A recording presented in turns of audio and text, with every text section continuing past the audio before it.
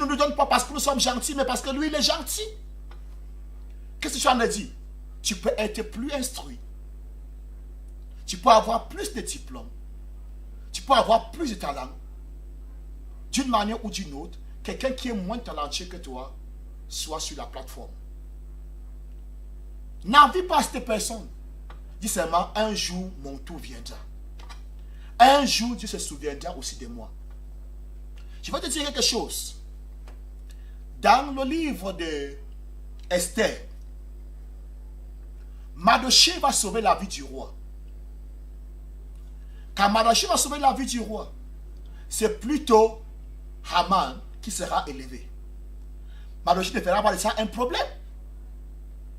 Quelqu'un qui sauve la vie du roi, il y avait un coup pour tuer le roi. Mardochée a vu, comme il nous a dit, qu'on devait prier pour nos autorités. Mardochée était un enfant de Dieu. Et conséquemment, il devait jouer son rôle de préserver la vie de l'autorité. Alors, il a vendu la mèche. Que comme ça, tel et tel veut tuer le roi. Et là, puisqu'on a examiné la chose, on a vu que c'était fondé. On a arrêté ces personnes. Et la vie du roi a été épargnée. Mais au lieu qu'on élève Mardochée parce qu'il était portier, en tant que portier, il a été, parce qu'il était portier, il a été au courant de ce que l'on planifiait contre le royaume et contre le roi. Mais la Bible nous fait comprendre qu'il n'a pas été élevé. Il est resté toujours portier, bien qu'il ait épargné la vie du roi. Mais une personne a été élevée à sa place. Mardochée n'a pas eu le visage assombri. Mardochée n'a pas eu de la haine. Mardochée a continué à faire son travail comme dans le passé. A servi le roi à la porte, a vaqué à ses différentes occupations. Jusqu'au jour où la personne qui a été élevée à la place de Mardochée voulait tuer Mardochée.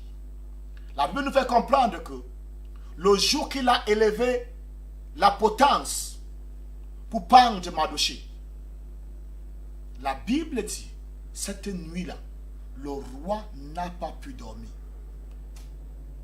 Il avait de l'insomnie. Et il a pris le livre de l'histoire du royaume. Les chroniques. Il a commencé à lire. Et il a vu qu'un homme avait épargné sa vie. Mais curieusement, il n'avait jamais vu la personne à sa table. Curieusement, il n'avait jamais vu la personne occuper un poste dans le royaume. Il n'avait même plus jamais entendu parler de cet homme. Il a commencé à poser la question, mais qu'est-ce qui ne va pas? Ses conseillers l'ont dit, la personne est à la porte. Alors, quand Haman est venu, il a posé la question. Qu'est-ce qu'on peut faire à l'homme que le roi veut honorer? Haman se disait que c'était lui, a commencé à acheter un certain nombre de choses. Et le roi lui a dit, c'est que tu viens d'acheter là, fais-le exactement pour Mardochée. Je vais dire à quelqu'un, tes bonnes œuvres ne seront jamais oubliées. Même si tu as servi cette nation, on t'a oublié. Frère, sœur, c'est question de temps. On se souviendra un jour de toi. Ce n'est pas ton chef de service qui élève. Ce n'est pas le gouverneur qui élève. Ce n'est pas le ministre qui élève. Ce n'est pas le président de la République qui élève. Ma Bible me fait comprendre que l'élévation ne vient pas de l'Orient, ni de l'Occident, ni du désert. Dieu est le seul juge. Il élève l'un et il abaisse l'autre. Dieu peut utiliser, Dieu peut manipuler la main de tous ceux qui nous gouvernent pour t'élever. Ton chef de service, il est temps que Dieu t'élève à travers lui. Dieu est capable de manipuler sa main pour qu'il te donne cette note qui va t'accorder, qui va te donner la promotion. Je suis en train de dire à quelqu'un, n'arrête pas tes bonnes œuvres. N'envie pas ceux qui sont élevés. Un jour, le livre des souvenirs sera ouvert. Quand le temps de Mardochée est arrivé, j'ose croire que c'est Dieu qui a donné l'insomnie au roi. Pour que le roi, il a conduit le roi d'ouvrir le livre des souvenirs. Et je prophétise à quelqu'un qui m'écoute ce soir. Le Dieu que je sers se souviendra de toi. Ne sois pas jaloux avec qui que ce soit. N'envie pas ceux qui t'ont dévancé. Ne souhaite pas le malheur de ceux qui sont au devant de la scène aujourd'hui et tu es encore loin, caché quelque part au village, on ne te connaît pas. Bénis Dieu pour ces personnes. Élève le nom de Dieu, élève le nom de Dieu pour ces personnes. Dis même que Dieu les accorde la sagesse de mieux administrer. Que Dieu les accorde l'intelligence de mieux gouverner. Pendant que tu soupires devant Dieu, pour que ces personnes gouvernent mieux, pour que ces personnes dirigent mieux, Dieu verra ton cœur et dit non. La manière que cet homme-ci prie pour ces personnes qui gouvernent, je suis sûr que si je le mets à leur place, il va mieux faire. Regarde un petit peu Joseph lorsqu'on sortit de la prison. Si Joseph était certains d'entre nous, on aurait commencé à accuser Potiphar et la femme de Potiphar pour tout le temps qu'on a mis derrière les barreaux. Mais il n'a pas eu le temps d'accuser ces personnes. Il les avait pardonnées. Il a plutôt commencé à conseiller le roi que le pharaon trouve un homme sage et intelligent qui va amasser la récolte pendant les 7 ans d'abondance. Comme ça, durant les 7 ans de famine, ces personnes pourront commencer à servir le peuple avec cela. Et le pharaon a dit, où trouverons-nous un homme sage aussi sage et intelligent que celui-ci? Et il a donné ses postes à Joseph, alors que Joseph priait pour qu'on donne ses postes à quelqu'un d'autre. Dieu ne peut pas t'oublier. N'aie pas les yeux même sur ton chef. Tu dois craindre, tu ne dois pas craindre, tu dois respecter ton chef. Tu dois admirer ton chef, même si tu crois que tu es plus talentueux que lui. Il faut l'admirer. C'est Dieu qui donne. C'est Dieu qui fait grâce à qui il fait grâce. Prie pour lui, même si tu penses qu'il ne peut pas mieux faire. Demande que Dieu lui accorde la sagesse. Va humblement devant lui. Si tu parles avec humilité qu'un directeur, un patron, je crois qu'on aurait fait plutôt comme ça. Si tu parles de la manière à construire, et qu'il se rend compte, il va se rendre compte que non, celui-ci ne veut pas mon poste, mais il veut le progrès de l'entreprise. D'une manière ou d'une autre, ce même chef va t'élever. Et s'il ne t'élève pas, le jour viendra où on parlera de toi à celui qui est au-dessus de l'autre chef. Et on va te mettre là-bas. Ou bien on va te donner un autre poste mieux que l'autre là. Meilleur que l'autre là. La jalousie ne nous sert à rien.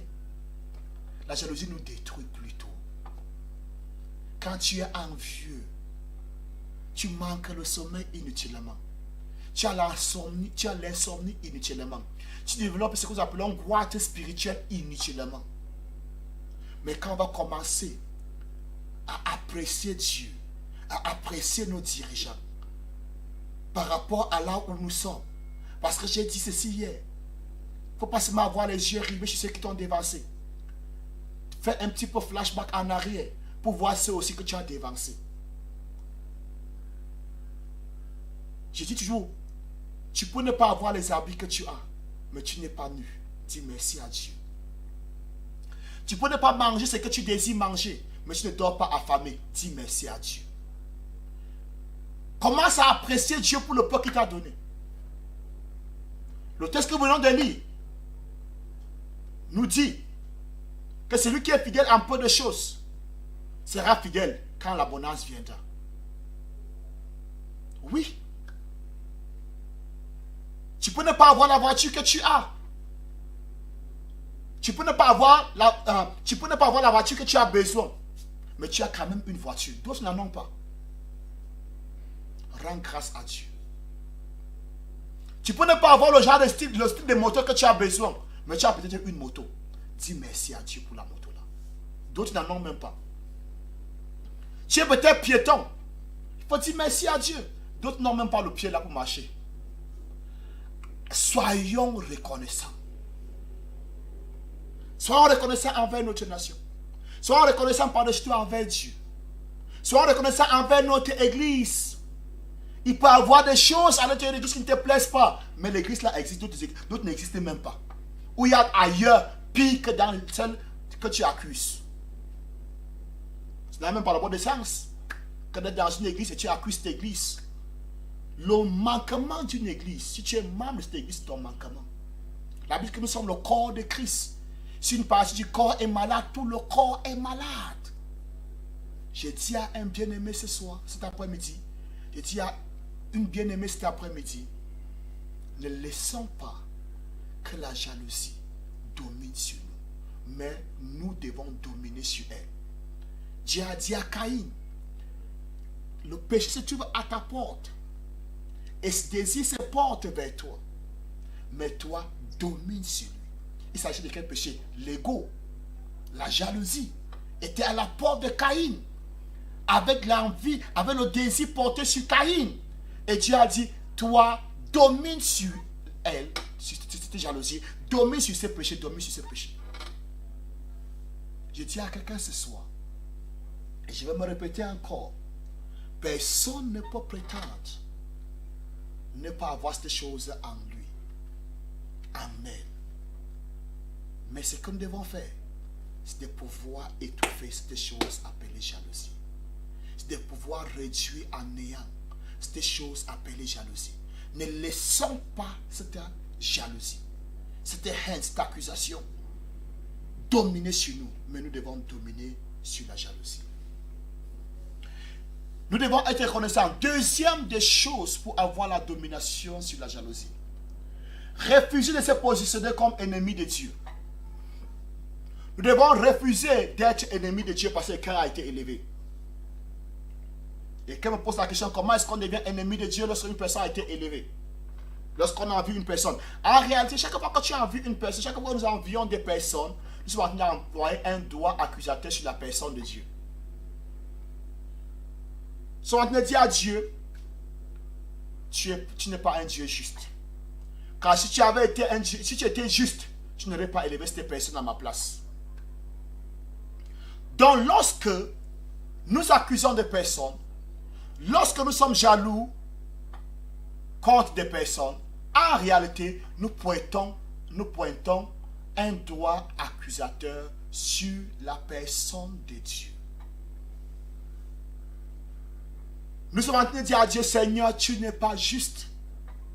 Car si tu avais été juste, tu n'aurais pas fait telle chose. Tu n'aurais pas élevé cette personne. C'est ce que nous venons de lire. La Bible dit, cet homme, écoutez bien, à partir du verset 20, Luc 19, un autre vint et dit, Seigneur, voici ta mine, que j'ai gardée dans un linge. Car j'avais peur de toi, parce que tu es un homme sévère. Tu prends ce que tu n'as pas déposé, tu moissonnes ce que tu n'as pas sémé. Non, cet homme mentait sur le chef. Ce n'était pas ça son problème. Le chef va lui répondre que si tel avait été le cas, tu aurais dormi mon argent en banque et mon argent aurait posé des intérêts. Mais tu es parti garder. Le problème réel de cet homme n'était pas le chef. Mais le problème réel de cet homme était des personnes qui avaient reçu plus de talent. Parce que ces personnes avaient reçu plus de mines que lui. Il est devenu jaloux. Et en étant jaloux, il est évident donc qu'il soit contre la personne qui avait remis des talents à ces personnes plus que lui. C'est pourquoi directement il va accuser le chef. Il va accuser le roi. Que tu es un homme méchant. Chaque fois que ton chef au bureau, chaque fois que le pasteur élève une personne, que tu ne voulais pas que cette personne soit élevée, automatiquement tu n'es pas directement, tu n'es pas seulement contre le pasteur, contre le gouverneur, contre le ministre. Il va dire, tu n'es pas seulement contre la personne qui a été élevée, mais automatiquement je suis contre la personne qui a nommé cette personne. J'étais dans un ministère, j'étais dans un service, on élève une personne, alors que j'attendais que cette promotion soit la mienne. Non seulement j'aurais la haine contre cette personne, mais j'aurais aussi la haine contre la personne qui a nommé cette personne. Je serais en train de dire, si cette personne était juste, il n'aurait pas fait cela. Moi, je travaille nuit et jour pour cette entreprise. Très tôt, je suis déjà là. Je viens le premier, je rentre la dernière personne. Cet homme, il ne travaille pas comme moi, mais néanmoins, c'est lui qui a été élevé. Oui, il a été élevé. Rends grâce à Dieu. Tu es comme dans cette entreprise. D'autres ne travaillent même pas quelque part. D'autres ne travaillent pas quelque part.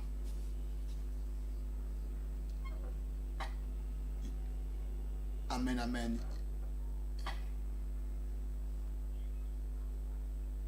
Allô? Oui, je suis sur les antennes, je vais finir, je vais t'appeler. Je suis sur les antennes, je suis en train de tenir une émission. Ah, d'accord, papa. Ok.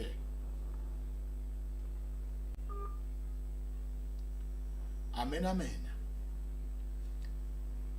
Rendons grâce à Dieu. ne nous positionnons pas en ennemi de Dieu, en ennemi de l'entreprise, en ennemi de l'État, parce qu'une personne a été élevée et tu n'as pas été élevé. Donc pour vaincre la jalousie, numéro 1, la reconnaissance. Donne des actions de grâce à Dieu pour ta vie. Numéro 2, ne te positionne pas en ennemi de Dieu ou bien en ennemi de ton chef parce qu'une personne a été élevée à ta place. Peut-être la personne, est-ce que tu fais même croire que si cette personne n'était pas élevée, ça devait être chez toi? C'est une des choses qu'il faut connaître. J'ai un ami, pasteur et musicien, Lortiga, que vous connaissez. Un jour, j'ai partagé avec lui. Il disait, si quelqu'un n'est pas fier, à l'époque, notre footballeur vedette, Samuel Eto'o jouait à l'Inter de Milan. Il disait que si tu n'es pas fier qu'Eto'o joue à l'Inter de Milan et que tu réussisses néanmoins à le faire partir. Alors, revenons. Merci. Et que tu réussisses à le faire partir. Si Eto'o est chassé de l'Inter de Milan, ce n'est pas toi qui prendras sa place. Donc quand tu es jaloux d'une personne, tu n'es pas sûr que si la personne a enlevé la bombe va te mettre. La personne peut être bien enlevée, vrai. Mais ce n'est pas toi qui va le remplacer. Donc qu'est-ce qu'on a dit? Apprécions nos leaders. Ils savent ce qu'ils sont en train de faire. Même si tu crois qu'ils ne savent pas ce qu'ils sont en train de faire, j'ai dit ceci, c'est Dieu qui élève. La jalousie, nous sommes, quand tu es jaloux, tu es la première victime de la jalousie.